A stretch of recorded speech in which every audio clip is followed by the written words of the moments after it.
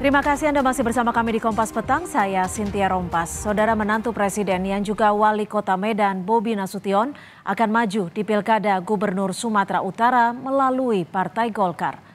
Pernyataan itu disampaikan Bobi Nasution di acara pengarahan calon kepala daerah di DPP Partai Golkar, Jakarta. Bobi mengaku selain dirinya ada sejumlah kandidat calon gubernur Sumatera Utara dari Partai Golkar. Terkait status Bobi yang belum menjadi kader Golkar, Ketua Umum Partai Golkar Erlangga bilang akan segera memutuskan Bobi sebagai kader Golkar. Untuk nanti Cagup Sumut ya pasti mendoakan saya rasa. Jadi katanya Pak Erlangga semua yang datang di atas itu kader Mas. Berarti udah jadi kader apa gimana? Insya Allah. Dapat tiket gubernur Sumut dong Bang. Apanya?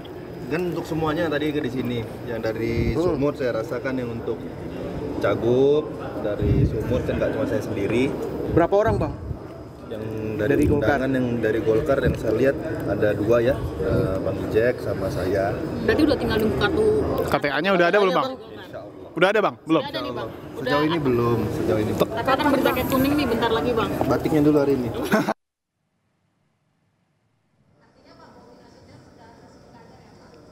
Akan pada saat nanti kita beri atau diputuskan akan menjadi kader. Sementara itu, PDI Perjuangan mulai melakukan penjaringan untuk mencari calon gubernur Sumatera Utara yang disiapkan menghadapi Bobi Nasution. Sekjen PDI Perjuangan Hasto Kristianto menyebut partainya tak lagi akan mendukung di Pilgub Sumut karena garis politiknya saat ini sudah berbeda. Sehingga hanya dukungan kekuasaan itu tidak menjadi jaminan. Maka PDI Perjuangan melakukan penjaringan secara terbuka dari bawah. Bagi yang tertarik untuk menjadi gubernur atau wakil gubernur dari PDI Perjuangan, silakan mendaftar baik di kantor DPD PDI Perjuangan Sumut maupun ke DPP partai. Mas, apakah betul nama-namanya itu ada Edi Rahmayadi, lalu Rahman Syah Sudarani dan Nixon yang sudah didaftarkan? Ya, proses pendaftaran masih berlangsung. Mas, berarti nggak sudah dipastikan nggak akan mengusung Mas Bobi lagi ya?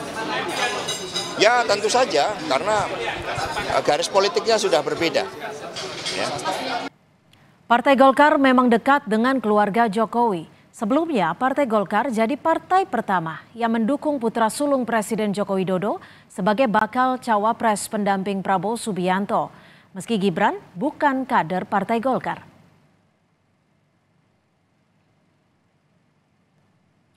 Setelah Golkar dukung Gibran jadi cawapres, kini Partai Golkar mendukung menantu Jokowi, Bobi Nasution, maju di pemilihan Gubernur Sumatera Utara meski Bobi belum jadi kader Partai Golkar. Usai hubungan Jokowi dengan PDI Perjuangan retak, keluarga Jokowi kini ditampung oleh Partai Golkar. Apa alasannya dan apa hitungan politiknya? Kami akan bahas bersama politisi Partai Golkar, sudah ada Bung Melki Lakalena dan juga pengamat politik Prof. Ikrar Nusa Bakti. Selamat sore Prof. Ikrar dan juga selamat sore Bung Melki. Terima kasih sudah bergabung bersama kami di Kompas Petang. Selamat sore. Ya, Prof. Ikrar. Bung Melki, kalau boleh diceritakan ya atau mungkin boleh dijelaskan ke kita semua. Kemarin partai pertama yang mendukung Gibran Raka Buming Raka, sekarang juga menjadi partai yang mendukung Bobi Nasution untuk maju di Pilkada Sumatera Utara. Seakan menjadi wadah dan juga mendukung secara all out. Ada alasan apa di balik ini semua? Mendukung keluarga Jokowi. Yang pertama, Partai Golkar tentu adalah partai yang mengutamakan karya kekaryaan dalam mendorong setiap kadernya ataupun menerima. Maaf saya potong, tapi kan Bobi belum jadi kader ya? Dalam kemudian tentu ya sebagai wali kota Medan tentu Pak Bobi bisa kita lihat sudah berkarya di kota Medan dan sebagai salah satu calon yang potensial untuk bisa menjadi pemimpin di Sumatera Utara. Sebagaimana diketahui bahwa penugasan Partai Golkar itu untuk di Sumatera Utara kan ada Pak Bobi, ada Pak Ijek ya, ketua partai di Sumatera Utara. Jadi tentu semua berproses dan tentu karena kita juga melihat bahwa Pak Bobi juga salah satu yang sudah berbuat bagi Medan selaku wali kota, tentu juga layak untuk dimajukan melalui mekanisme Partai Golkar untuk juga bisa berproses menjadi calon kepala daerah di Sumatera Utara. Meskipun memang belum, kalau tadi Anda menyebutnya ingin mendukung secara all out kepada kader-kader Partai Golkar, tapi kita tahu saat ini kan Bobi belum jadi kader ya? Atau sudah? Bung Melki? Agak terputus, Mbak Ani. Baik, saya ke Prof. Ikrar. Prof. Ikrar, kalau Anda melihatnya ini seperti apa, Prof. Ikrar? Terlihat Partai Golkar begitu all out, kalau kemarin Gibran, sekarang Bobi. Meskipun Bobi belum sebagai kader dari Partai Golkar sendiri. Ya, kalau kita lihat dari berita-berita Kompas TV ataupun TV lain sebelumnya ya, itu kan yang sudah ingin mengajukan Bobi menjadi calon gubernur Sumatera Utara ya, itu adalah Partai Gerindra ya. Tapi belakangan justru ya, atau hari inilah paling tidak, justru yang disebutkan adalah bahwa Partai Golkar yang akan menjadi partai pertama yang mengajukan Bobi ya. Apa artinya itu ya? Pertama, karena kita juga tahu bahwa Pak Erlangga Hartarto sebagai Ketua Umum Partai Golkar sudah berkali-kali mengatakan bahwa kedekatan Golkar dengan Jokowi itu bukan semata pada pemilu 2024 ini saja ya.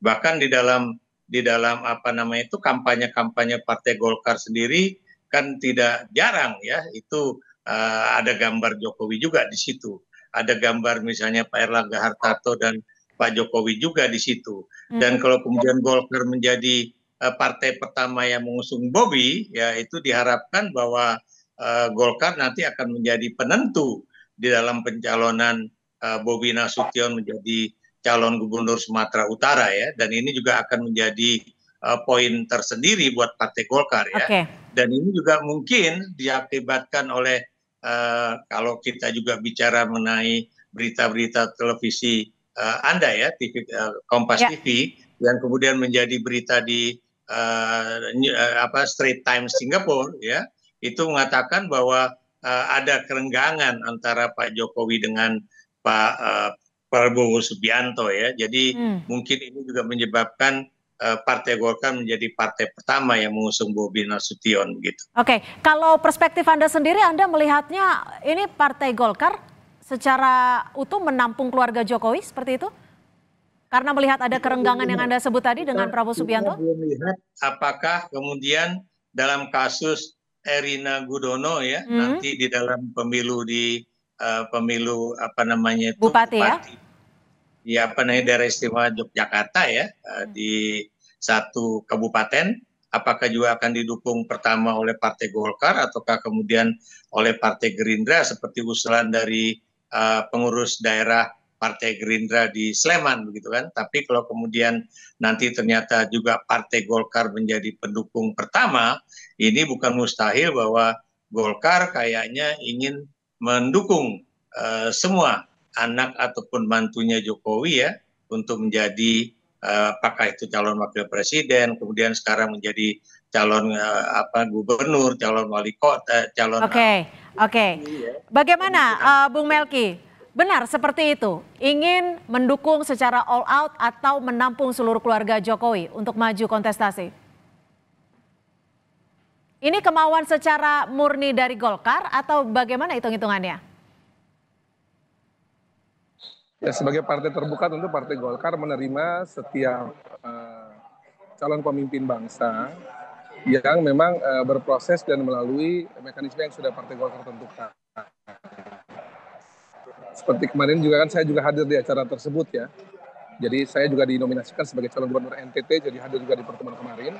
Itu hampir semua calon gubernur, calon bupati, wakil gubernur, wakil wali kota, wakil bupati, 1.100 lebih itu datang. Jadi melebihi target malah dari yang diundang oleh DPP Partai Golkar. Nah tentu yang akan mengikuti mekanisme ini adalah mereka yang memang berkeinginan melalui mekanisme di Partai Golkar. Sebagai contoh misalnya kan kalau tadi kita bicara Ibu Erina yang mantan maju dari Sleman bisa diterima di Partai Golkar apabila memang Ibu Erina juga mungkin melalui proses di Partai Golkar. Jadi tentu harus ada juga keinginan dari siapa saja calon pemimpin dia akan maju untuk melalui mekanisme di Partai Golkar, dan kami sebagai partai terbuka akan menerima dan memproses siapa saja, baik dari internal Partai Golkar maupun dari luar, dari kader partai, apalagi ini kan keluarga presiden yang tentu juga punya pengalaman, ya, punya reputasi yang bagus, tentu akan kita proses melalui mekanisme Partai Golkar dengan baik.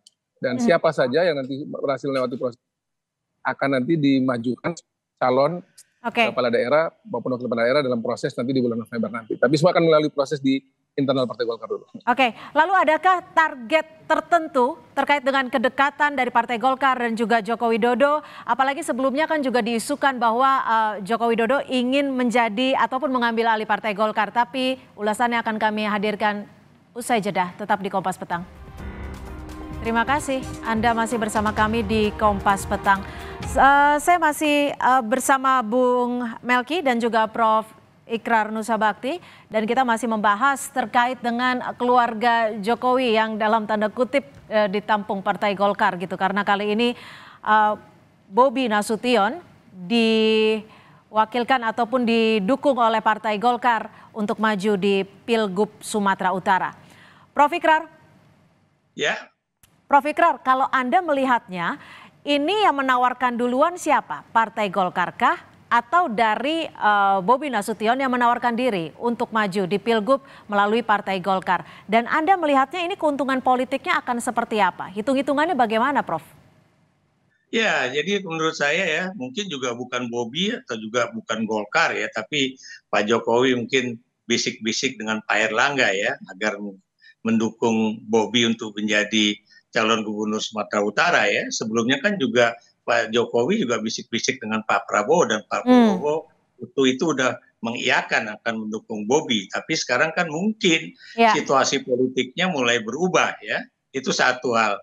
Kedua ya, kalau Golkar juga ingin melakukan survei internal duluan ya, ini bagus ya. Kenapa bagus? Karena Golkar tentunya harus tahu kira-kira elektabilitas Bobi untuk menjadi calon gubernur Sumatera Utara itu cukup tinggi atau melebihi dari calon dari Partai Golkar sendiri, atau kemudian lebih rendah. Karena biar bagaimanapun dalam kasus dia sebagai wali kota Medan itu kan juga ada beberapa hal yang juga menjadi catatan ya. Saya beri contoh misalnya penanganan itu kebun binatang Medan, kemudian pembuatan beberapa ornamen di di perapatan di jalan di Medan dan sebagainya. Oke, Dita, terima kasih Anda masih bersama kami di Kompas Petang, dan kita lanjutkan dialog sore hari ini. Bung Melki, kalau melihat dukungan Partai Golkar yang begitu all out, Gibran sekarang ke Bobi Nasution, ini tampak bisa dilihat all out sekali.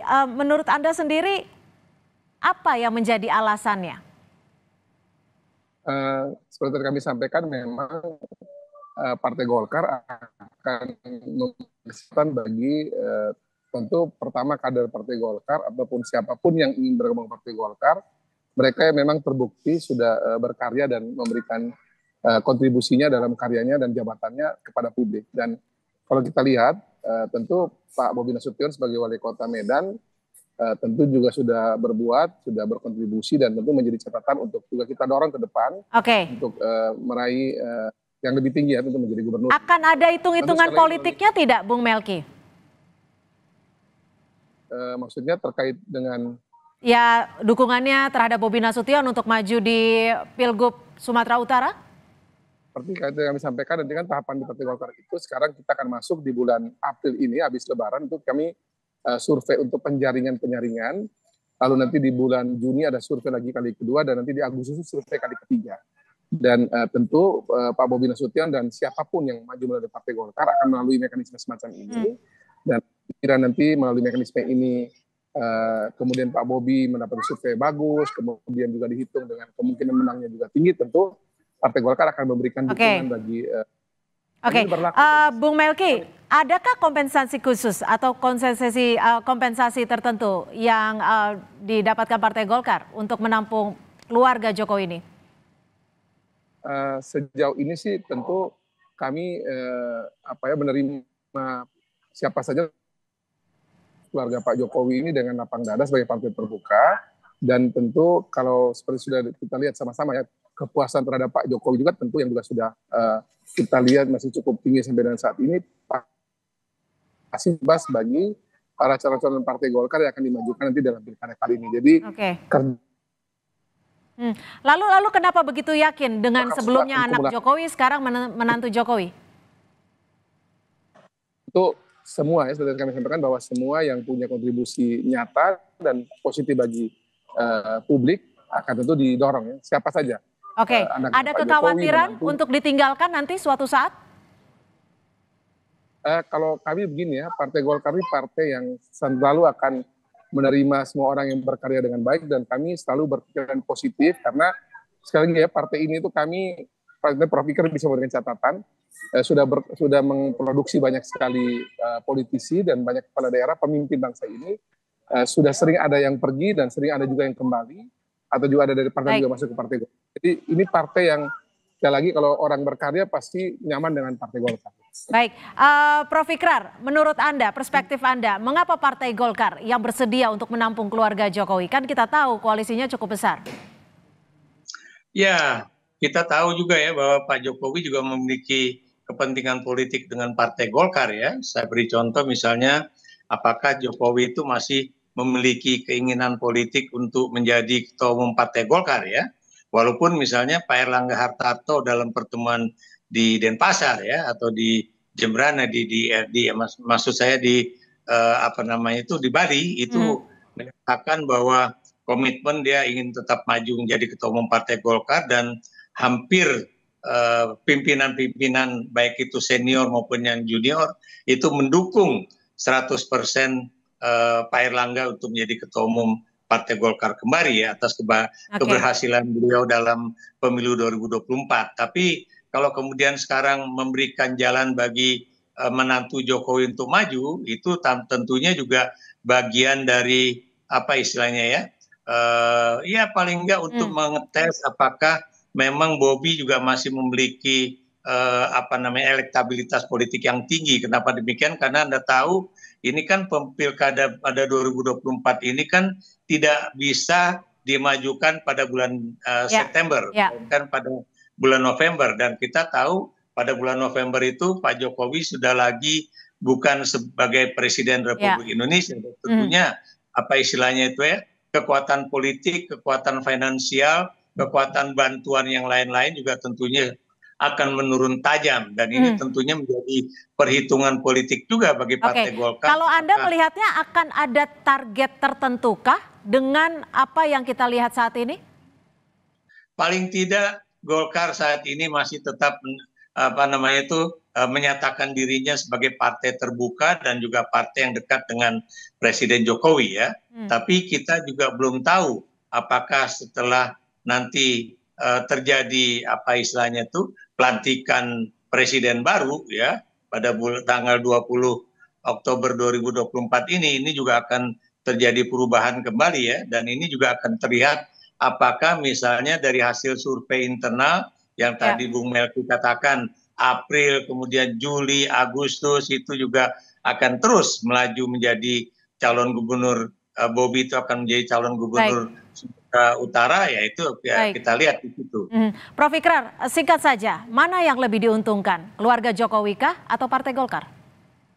Kalau menurut saya yang akan diuntungkan lebih tinggi itu adalah keluarga Jokowi. Sementara Partai Golkar itu sudah diuntungkan ya melalui Pileg kemarin ya, dan juga Pilpres kemarin, di mana biar bagaimanapun Golkar menempati posisi yang posisi kedua ya dibanding Gerindra dalam jabatan presiden dan wakil presiden gitu. Baik, terima kasih Prof. Ikrar Nusa Bakti, pengamat politik, dan juga sebelumnya sudah ada Bung Melki Lakalena, politisi dari Partai Golkar yang sudah bergabung memberikan perspektifnya pada kami di Kompas Petang hari ini. Terima kasih, selamat sore. Terima kasih, selamat sore.